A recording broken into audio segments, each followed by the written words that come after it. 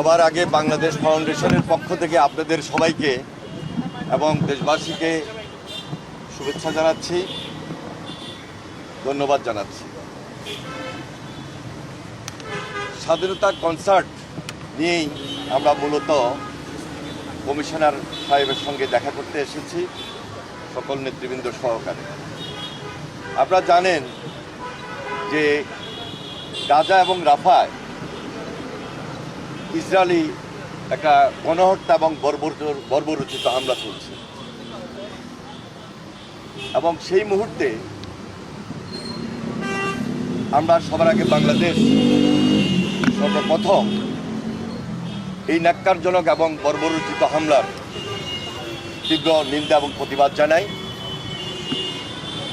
এবং আমরা সম্পূর্ণভাবে সংহতি প্রকাশ করছি। আজকে the world stops for Gaza বিশ্বব্যাপী এই প্রোগ্রামটি অনুষ্ঠিত হচ্ছে। আগামী 11 এপ্রিল আমাদের পূর্ব নির্ধারিত প্রোগ্রাম ছিল সবার আগে বাংলাদেশ কনসার্ট। শুধু ঢাকায় নয়, চট্টগ্রাম, বগুড়া এবং খুলনায় একই সময়ে 4টা ভেন্যুতে আমাদের এই প্রোগ্রাম হওয়ার কথা রয়েছে।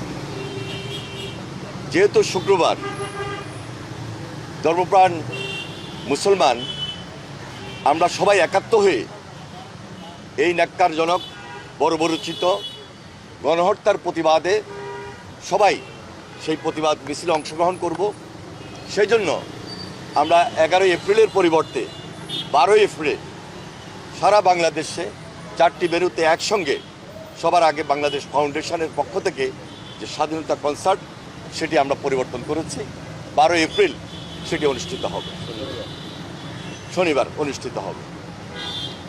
আমাদের এই প্রোগ্রামে সম্পূর্ণভাবে বাংলাদেশের গান, বাংলাদেশের সংস্কৃতি, বাংলাদেশের শিল্পীরাই সেখানে তাদের কনসার্টে অংশগ্রহণ করবেন, এবং স্থানীয়ভাবে আঞ্চলিক যে গান সেটিও থাকবে। সুতরাং আপনারা বুঝতেই পারছেন যে আমরা সবাই মিলে একসঙ্গে হয়ে বাংলাদেশের স্বার্থটাকে আমরা প্রাধান্য দিচ্ছি, যে স্বার্থের মধ্যে আমাদের বাংলাদেশ সবার উপরে, সবার আগে। এই জন্যেই সবার আগে বাংলাদেশ এই ফাউন্ডেশন আমরা আমাদের পক্ষ থেকে আনুষ্ঠানিকভাবে, আন্তরিকভাবে আমাদের প্রোগ্রামটি 12 এপ্রিল আমরা পরিবেশন করব, এবং সেখানে আমাদের যারা এই কনসার্টে অংশগ্রহণ করবেন সবার প্রতি আমাদের উদাত্ত আহ্বান থাকবে, সবাই যেন অত্যন্ত দায়িত্বশীলতার সহিত, শৃঙ্খলা এবং সুন্দরভাবে সেখানে উপস্থিত হন। আমাদের পক্ষ থেকে সে আমন্ত্রণটি রইল।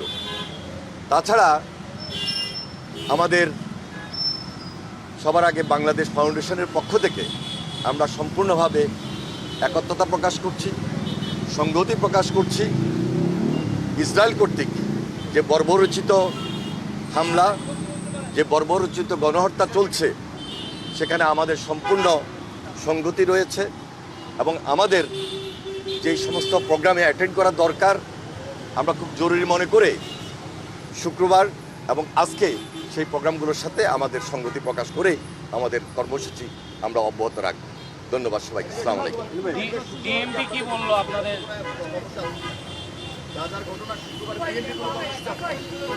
আসলে আমি সবার আগে বাংলাদেশ এটা সম্পূর্ণ একটা অরাজনৈতিক কর্মসূচি নিয়েই হাজির হয়েছি। বিএনপির কথা বলবেন, যদিও আমি বিএনপির দায়িত্বশীল লোক, কিন্তু সবার আগে বাংলাদেশ ফাউন্ডেশন সম্পূর্ণ একটা নিরপেক্ষ অবস্থান থেকে কথা বলছে।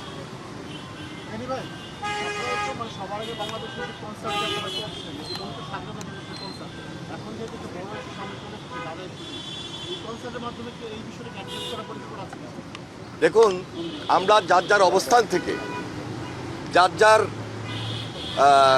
মাঠ থেকে প্রতিবাদ অব্যাহত রাখব।